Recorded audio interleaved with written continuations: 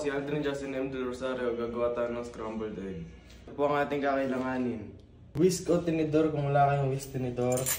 Lalagyan ng pagbabada ng itlog, paminta, asin, frying pan. Ang una po natin gagawin ay buksan ng itlog, tapos batiin.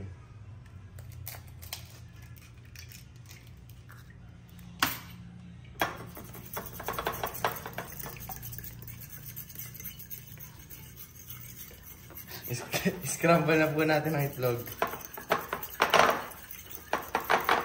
Buksan ng kalan.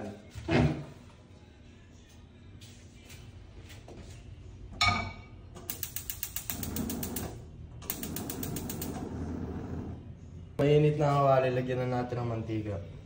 Kunti lang. Kalat ito. Lagyan na natin ng itlog.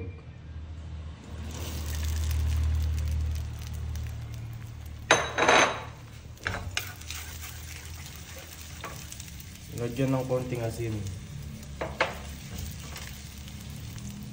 Tapos konting paminta.